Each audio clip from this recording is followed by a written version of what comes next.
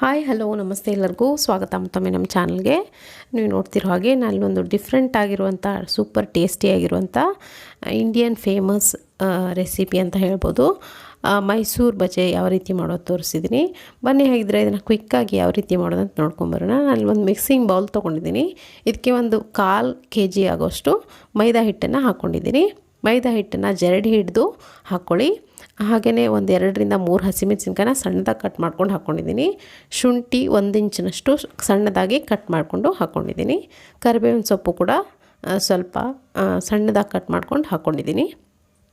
ಹಾಗೆಯೇ ಕೊತ್ತಂಬರಿ ಸೊಪ್ಪು ಕೂಡ ಹಾಕ್ಕೊಂಡಿದ್ದೀನಿ. ಸಣ್ಣದಾಗಿ ಕಟ್ ಮಾಡಿರುವಂಥ ಒಂದು ಈರುಳ್ಳಿಯನ್ನು ನಾನು ಹಾಕ್ಕೊಳ್ತಾ ಇದ್ದೀನಿ. ಹಾಗೆ ಒಂದು ಅರ್ಧ ಕಪ್ ಆಗುವಷ್ಟು ಮೊಸರನ್ನು ಕೂಡ ಇಲ್ಲಿ ಬಳಸ್ತಾ ಇದ್ದೀನಿ. ರುಚಿಗೆ ಎಷ್ಟು ಬೇಕು ಅಷ್ಟು ನೋಡಿಕೊಂಡು ಉಪ್ಪನ್ನು ಹಾಕ್ಕೊಳ್ಳಿ. ಇದನ್ನು ಒಂದ್ಸರಿ ಚೆನ್ನಾಗಿ ಮಿಕ್ಸ್ ಮಾಡ್ಕೊಳ್ಳಿ. ಹಿಟ್ಟು ಜೊತೆ ಬೆರೆಯೋವರೆಗೂ ನೀವು ಮಿಕ್ಸ್ ಮಾಡಿಕೊಂಡ್ರೆ ಆಯಿತು. ಇವಾಗ ಸ್ವಲ್ಪನೇ ನೀರನ್ನು ಹಾಕ್ಕೊಂಡು ಸ್ವಲ್ಪ ಫ್ರೀ ಫ್ಲೋಯಿಂಗ್ ಕನ್ಸಿಸ್ಟೆನ್ಸಿ ಥಿಕ್ಕಾಗಿರುವಂಥ ಕನ್ಸಿಸ್ಟೆನ್ಸಿಯಲ್ಲಿ ನೀವು ಹಿಟ್ಟನ್ನು ಕಲಿಸ್ಕೊಳ್ಬೇಕಾಗತ್ತೆ. ಒಟ್ಟಿಗೆ ಜಾಸ್ತಿ ನೀರನ್ನು ಹಾಕಿ ಕಲಿಸ್ಲಿಕ್ಕೆ ಹೋಗ್ಬಿಡಿ. ಸ್ವಲ್ಪನೇ ನೀರು ಹಾಕ್ಕೊಂಡು ಪೂರ್ತಿ ತೆಳುವಾಗುವಲ್ಲ, ಪೂರ್ತಿ ಗಟ್ಟಿಯಾಗುವಲ್ಲ, ಈ ಹದಕ್ಕೆ ನೀವು ಹಿಟ್ಟನ್ನು ಕಲಿಸ್ಕೊಂಡ್ರೆ ಆಯಿತು. ಕೈಯಿಂದ ಕಲಿಸ್ಕೊಂಡ್ರೆ ಒಳ್ಳೆಯದು. ಇವಾಗ ಇದನ್ನು ಮುಚ್ಚಿ ಒಂದು 15 ರಿಂದ 20 ನಿಮಿಷ ನೆನೆಯಕ್ಕೆ ಬಿಡೋಣ. ಅಷ್ಟರೊಳಗೆ ಈ ಬಜ್ಜಿಗೆ ಬೇಕಾದಂಥ ಸೂಪರ್ ಟೇಸ್ಟಿ ಕಾಂಬಿನೇಷನ್ ಆದಂಥ ಒಂದು ಚಟ್ನಿಯನ್ನು ಮಾಡೋದು ಹೇಗಂತ ನೋಡೋಣ. ನಾನೊಂದು ಮಿಕ್ಸರ್ ಜಾರ್ಗೆ ಒಂದು 4 ಹಸಿಮೆಣಸಿನ್ಕಾಯಿ ಹಾಕ್ಕೊಳ್ತಿದ್ದೀನಿ. ಹಾಗೆ ಒಂದು 2 ಎಸಳು ಬೆಳ್ಳುಳ್ಳಿ, ಅರ್ಧ ಇಂಚಿನಷ್ಟು ಶುಂಠಿ ಹಾಕ್ಕೊಳ್ತಾ ಇದ್ದೀನಿ. ಕೊತ್ತಂಬರಿ ಸೊಪ್ಪು, ಹಾಗೆ ಒಂದು ಅರ್ಧ ಟೀ ಸ್ಪೂನ್ ಆಗೋಷ್ಟು ಜೀರಿಗೆ ಕೂಡ ಹಾಕ್ಕೊಂಡಿದ್ದೀನಿ. ನಾನಲ್ಲಿ ಒಂದು ಅರ್ಧ ಬಟ್ಲಷ್ಟು ಕಾಯನ್ನು, ಕೊಬ್ಬರಿ ಅಂತ ಏನು ಹೇಳ್ತೀವಿ, ಒಣ ಕೊಬ್ಬರಿ, ಅದನ್ನು ಕೂಡ ಹಾಕ್ಕೊಳ್ತಾ ಇದ್ದೀನಿ. ನೀವು ಬೇಕಿದ್ದರೆ ಹಸಿ ತೆಂಗಿನಕಾಯನ್ನು ಕೂಡ ಬಳಸ್ಬೋದು. ಹಾಗೆಯೇ ಇಲ್ಲಿ ನಾನು ಕಡಲೆಪಪ್ಪು ಅಂತ ಏನು ಹೇಳ್ತೀವಿ, ಹುರ್ಗಡಲೆ ಪೌಡ್ರ್ ಕೂಡ 2 ಸ್ಪೂನ್ ಅಷ್ಟು ಹಾಕ್ಕೊಂಡಿದ್ದೀನಿ. ರುಚಿಗೆ ಎಷ್ಟು ಬೇಕಷ್ಟು ನೋಡಿಕೊಂಡು ಉಪ್ಪನ್ನು ಹಾಕ್ಕೊಳ್ತಿದ್ದೀನಿ. ಹಾಗೆ ಒಂದು ಅರ್ಧ ಟೀ ಸ್ಪೂನ್ ಆಗೋಷ್ಟು ಸಕ್ಕರೆ ಕೂಡ ಹಾಕ್ಕೊಂಡಿದ್ದೀನಿ. ನುಣ್ಣಗೆ ರುಬ್ಕೊಂಡು ಬರ್ತೀನಿ ನೋಡಿ. ಇವಾಗ ಚಟ್ನಿ ರೆಡಿ ಆಯಿತು. ನೀವು ಇದಕ್ಕೆ ಬೇಕಿದ್ದರೆ ಒಗ್ಗರಣೆನ ಮಾಡ್ಕೊಳ್ಬೋದು. ನಾನಿಲ್ಲಿ ಒಗ್ಗರಣೆನ ಮಾಡ್ತಿಲ್ಲ.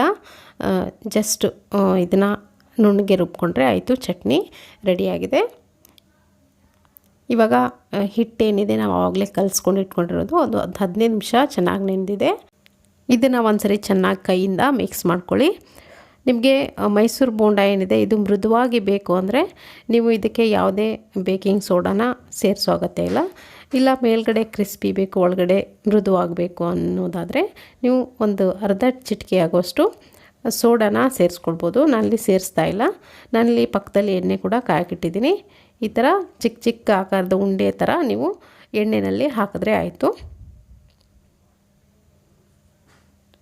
ಸ್ವಲ್ಪ ಹಾಕಿದ್ರೂ ಕೂಡ ಚೆನ್ನಾಗಿ ಫ್ಲಫಿಯಾಗಿ ಉಬ್ಕೊಂಡು ಬೋಂಡ ಮೈಸೂರು ಬಜ್ಜಿ ಏನಿದೆ ತುಂಬ ಚೆನ್ನಾಗಿ ಬರುತ್ತೆ. ಮೀಡಿಯಮ್ ಲೋ ಫ್ಲೇಮ್ ಇಟ್ಕೊಂಡು ಇದನ್ನು ಫ್ರೈ ಮಾಡ್ಕೊಳ್ಬೇಕಾಗತ್ತೆ. ಯಾಕಂದರೆ ಈ ಮೈದಾ ಹಿಟ್ಟಾಗಿರೋದ್ರಿಂದ ಸ್ವಲ್ಪ ಜಾಸ್ತಿ ಹೊತ್ತು ನಾವು ಫ್ರೈ ಮಾಡಿಕೊಂಡ್ರೆ ಒಳ್ಳೆಯದು.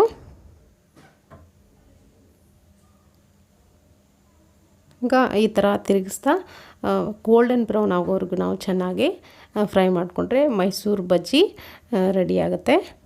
ಸೊ ಇವಾಗ ನೋಡ್ತಿರ್ಬೋದು ಕಲರ್ ಎಷ್ಟು ಚೆನ್ನಾಗಿ ಬಂದಿದೆ ಅಂತ.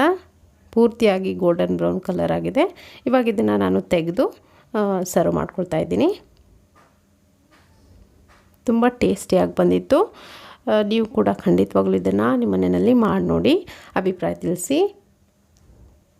ಇವಾಗ ಮೈಸೂರು ಬಜ್ಜಿ ಚಟ್ನಿ ಜೊತೆ ರೆಡಿ ಇದೆ. ಸೊ ಇವತ್ತಿನ ಈ ರೆಸಿಪಿ ನಿಮಗೆ ಖಂಡಿತವಾಗ್ಲೂ ಇಷ್ಟ ಆಗಿದೆ ಅಂದ್ಕೊಳ್ತೀನಿ. ಇಷ್ಟ ಆಗಿದ್ದರೆ ಒಂದು ಲೈಕ್ ಕೊತ್ತೋದನ್ನು ಖಂಡಿತವಾಗ್ಲೂ ಮರಿಬೇಡಿ. ನಮ್ಮ ಚಾನಲ್ಗೆ ಇದೇ ಥರ ಸಪೋರ್ಟ್ ಮಾಡ್ತಾಯಿರಿ. Thank you.